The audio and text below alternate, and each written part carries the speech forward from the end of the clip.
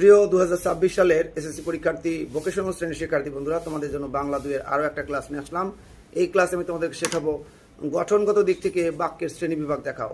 তোমরা এই ক্লাসটি 3 মিনিটের মধ্যে সমাধান পেয়ে যাবে। তোমরা তো জানো যে গঠন অনুসারে বাক্য হলো 3 প্রকার: সরল বাক্য, জটিল বাক্য, যৌগিক বাক্য। আবার বলছি, গঠন অনুসারে বাক্য 3 প্রকার: সরল, জটিল, যৌগিক। যে বাক্যের মধ্যে একটি কর্তা ও একটি সমাপিকা ক্রিয়া থাকে তাকে সরল বাক্য বলে। আবারও বলছি, যে বাক্যের মধ্যে একটা কর্তা ও একটি সমাপিকা ক্রিয়া থাকে তাকে বলে সরল বাক্য। যেমন আমি ভাত খাই, এই বাক্যে একটা কর্তা একটি সমাপিকা ক্রিয়া। সমাপিকা ক্রিয়া কি? ভার্ব এবং অবজেক্ট মিলে যদি বাক্যের অর্থ সম্পূর্ণ রূপে প্রকাশ করতে পারে সেটা হবে কি? সমাপিকা ক্রিয়া।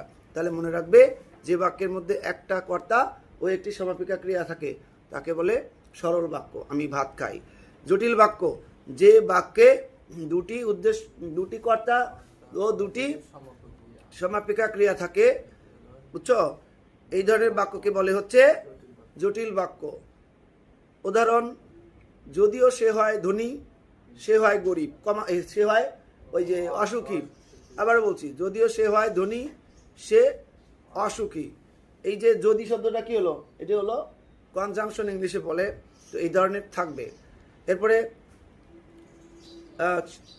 কি বলে? যেহেতু সে অসুস্থ তাই সে বিদ্যালয়ে যেতে পারে নাই। ঠিক আছে, এই যেহেতু শব্দটা হলো কি? কনজাংশন। তাহলে আশা করি বুঝতে পারতেছো। তাহলে যে বাক্যের মধ্যে দুইটা কর্তা ও দুইটা সমাপিকা ক্রিয়া থাকে, ঠিক আছে, সেটা হলো জটিল বাক্য।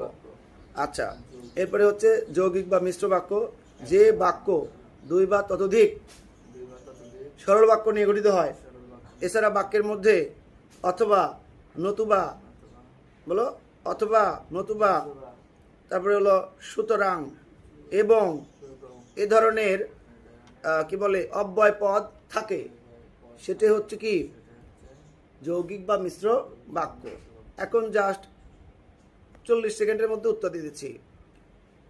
যে বাক্যের মধ্যে, মানে যে বাক্য একটি কর্তা ও একটি সমাপিকা ক্রিয়া নিয়ে গঠিত হয় সেটা হলো সরল বাক্য। যে বাক্য 2টা কর্তা ও 2টা সমাপিকা ক্রিয়া নিয়ে গঠিত হয় সেটা হলো জটিল বাক্য।